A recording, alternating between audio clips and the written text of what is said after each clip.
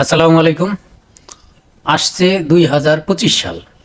তো সেই হিসাবে আমরা একটা 25 সালকে স্বাগত করে একটা ব্যানার ডিজাইন করতে পারি, অথবা 25 সালটাকে একটু ডিজাইন করতে পারি।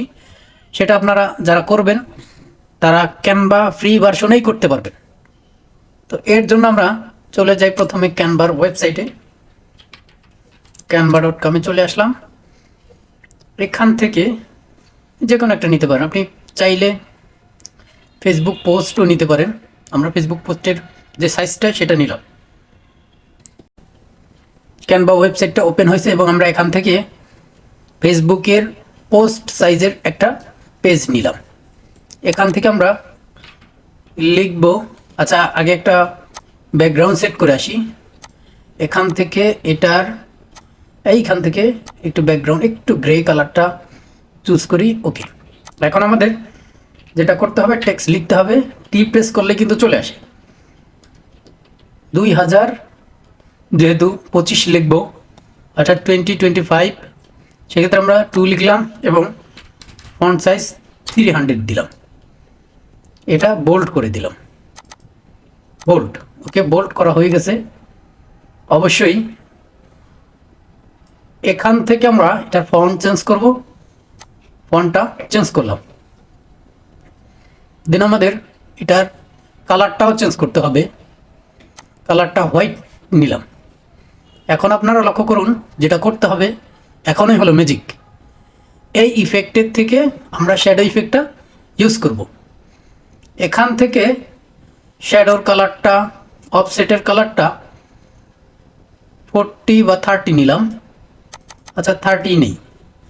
দেন এখানে আমাদের এটা ডিরেকশন, যেটা কোন ডিরেকশনে থাকবে এটাও 30 নিলাম। দেন ব্লার আমরা ব্লার করে নিলাম। এটা 30 বা 40 নেওয়া যায়। আচ্ছা আমরা 40 নিলাম। ট্রান্সপারেন্সি 100। ওকে, এখন আমাদের যেটা করতে হবে, যে ব্লারটা করেছি এটাকে ব্ল্যাক কালার করে দেব। দেখুন আমাদের একটা টেক্সটের কাজ কিন্তু হয়ে গেছে, আমাদের মূল কাজ কিন্তু হয়ে গেছে। এখন আমাদের যেটা করতে হবে, এটা ডুপ্লিকেট করতে হবে। ডুপ্লিকেট করে এর সাইডে বসাতে হবে, একই মাপে বসাতে হবে। লক্ষ্য করবেন উপরে নিচে যেন না হয়। 0 দিলাম। দেন আবার সিলেক্ট করলাম, ডুপ্লিকেট করলাম, একবারে একই মাপের বসাতে হবে।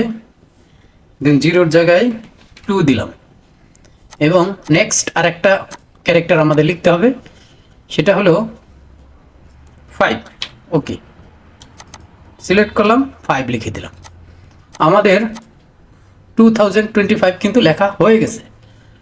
আর অল্প কিছু কাজ আমাদের এখন করতে হবে। সেটা হলো, দেখুন আমাদের এখন চলে যেতে হবে এলিমেন্টসে। এলিমেন্টস থেকে আমরা শেপ নিতে পারি। এইখান থেকে এই রাউন্ড শেপটাই নিলাম। আমরা এটাকে কিন্তু ধরতে পারবো না, এটা সিলেক্ট করতে হলে। আচ্ছা আমরা এটার কালারটা চেঞ্জ করতে পারি।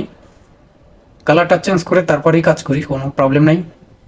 এই কালারটা দিলাম এবং এটা আমাদের একটু ফন্টের সাইজে করতে হবে। ফন্ট যতটুকু সাইজ আছে ঠিক ততটুকু, তার বেশি কিন্তু করলে হবে না।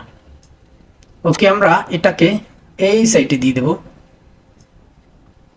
একদম এই যে 0-র যে ফাঁকা জায়গা আছে এটা না, এইটা থেকে একটু ভিতরে। ওকে, এখন যেটা করতে হবে, এই যে এটা আমাদের পজিশন থেকে ধরতে হবে, তাছাড়া আমাদের এই বিষয়টা নিচে চলে গেছে। ওকে, এটা সিলেক্ট করলাম। দেন আমরা ডুপ্লিকেট করব। ডুপ্লিকেট করে পরে এটা সেমভাবে পাশাপাশি বসিয়ে দেব।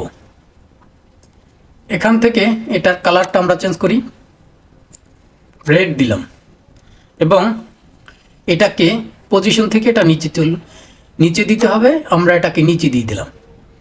দেন আরেকটা ডুপ্লিকেট করব। এই দেখুন পাশে বসে গেছে। আমরা আমাদের প্রয়োজন মতো ড্র্যাগ অ্যান্ড ড্রপ করে বসাবো। এই কালারটা চেঞ্জ করব। কালারটা চেঞ্জ করে অন্য যে কোনো একটা কালার দিতে পারি। দেন আমাদের এখন যেটা করতে হবে, এটাকে আবারও সবগুলো নিচে নিয়ে যেতে হবে। ওকে, দেখুন আমাদের কালারটা কিন্তু নিচে চলে গেছে। এখন আরেকটু কাজ, ফাইনাল কাজ বাকি আছে। সেটা হলো আমাদের এই যে ক্যারেক্টারগুলো এটার উপরে পিছনেরটার কিন্তু শ্যাডোটা। এখন আমাদের যেটা করতে হবে, এইটা পজিশনগুলো, এই প্রথম থেকে পজিশনগুলো উপরে থাকবে। যেমন আমাদের প্রথম যে টুটা একদম উপরে তুলে দেব। আচ্ছা, উপরে যাচ্ছে না, আমরা এই জিরোটাকে এটা নিচে করে দিলাম, দেন টুটাকে এটা নিচে, দেন ফাইভটাকে তার নিচে। এখন আমাদের যেটা করতে হবে সেটা হলো একটু চাপিয়ে চাপিয়ে দিতে হবে, দেন ওটা আমরা ঠিক করব, কোনো প্রবলেম নাই। টু আবার দিলাম, দেন ফাইভ। ওকে, এখন আমাদের এই যে কালার যে শেপগুলো, এইগুলোকে আমাদের সাইজ মতো করতে হবে কাজ। আমাদের এই শেপ কালারটা এটা ধরবো, একটু প্রেস করে ড্র্যাগ অ্যান্ড ড্রপ করে একটু চাপিয়ে দিলাম।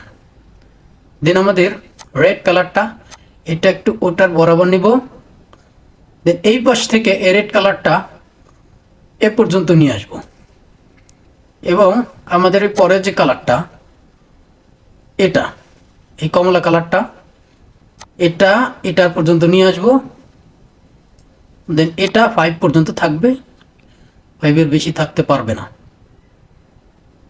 ওকে, ডিজাইনটা মোটামুটি কিন্তু হয়ে গেছে। আমরা কিন্তু এইভাবে বিভিন্ন ধরনের ইফেক্টের ডিজাইন করতে পারি। এখন আমাদের যেটা করতে হবে, প্রথমে এটা একটু গ্রুপ করে নেই, তাছাড়া পজিশন স্লিপ করলে আমরা এটাকে ধরতে পারবো না। দেন আমাদের এখন নিচে থেকে একটা টেক্সট লিখে দিব।